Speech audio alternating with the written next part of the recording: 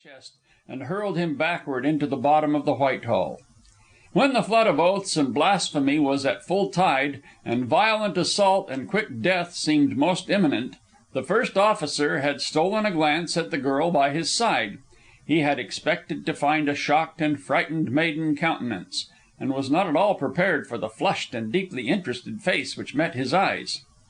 "I am sorry," he began, but she broke in as though annoyed by the interruption. "No, no, not at all. I am enjoying it every bit, though I am glad that man's revolver stuck. If it had not—" "We might have been delayed in getting ashore," the first officer laughed, and therein displayed his tact. "That man is a robber," he went on, indicating the boatman, who had now shoved his oars into the water and was pulling alongside. "He agreed to charge only $20 for putting you ashore. Said he'd have made it 25 had it been a man. He's a pirate, mark me, and he will surely hang some day. $20 for a half-hour's work. Think of it!" "Easy, sport, easy," cautioned the fellow in question, at the same time making an awkward landing and dropping one of his oars overside. "You've no call to be flingin' names about," he added, defiantly, wringing out his shirt sleeve, wet from rescue of the oar.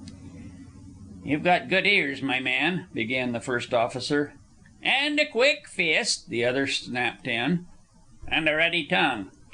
"Need it in my business. No gettin' along without it among you sea sharks. Pirate, am I? And you with 1,000 passengers packed like sardines? Charge 'em double first-class passage, feed 'em steerage grub, and bunk 'em worse'n pigs. Pirate, eh? Me?" A red-faced man thrust his head over the rail above and began to bellow lustily.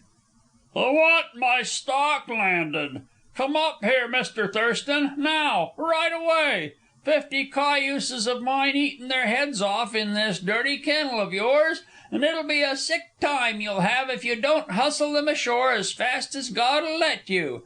I'm losing $1,000 a day, and I won't stand it. Do you hear? I won't stand it.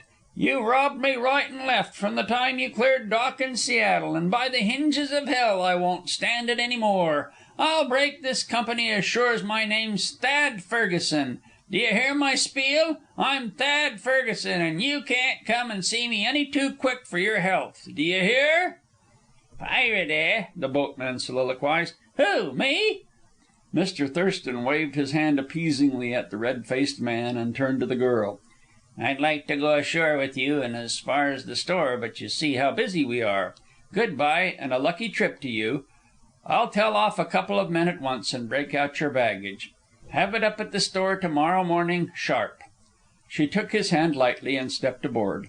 Her weight gave the leaky boat a sudden lurch, and the water hurtled across the bottom boards to her shoe tops, but she took it coolly enough, settling herself in the stern sheets and tucking her feet under her.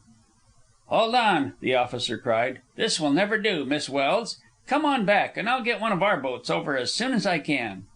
"I'll see you in heaven first," retorted the boatman, shoving off. "Let go," he threatened. Mr. Thurston gripped tight hold of the gunwale, and as reward for his chivalry had his knuckles rapped sharply by the oar blade. Then he forgot himself, and Miss Welse also, and swore fervently. "I dare say our farewell might have been more dignified," she called back to him, her laughter rippling across the water. "Jove!" he muttered, doffing his cap gallantly. "There is a woman!" And a sudden hunger seized him, and a yearning to see himself mirrored always in the gray eyes of Frona Welse. He was not analytical, he did not know why, but he knew that with her he could travel to the end of the earth. He felt a distaste for his profession and a temptation to throw it all over and strike out for the Klondike, whither she was going. Then he glanced up the beetling side of the ship, saw the red face of Thad Ferguson, and forgot the dream he had for an instant dreamed.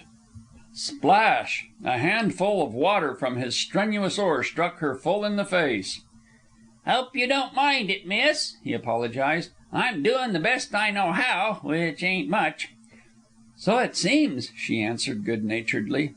"Not that I love the sea," bitterly, "but I've got to turn a few honest dollars somehow, and this seemed the likeliest way.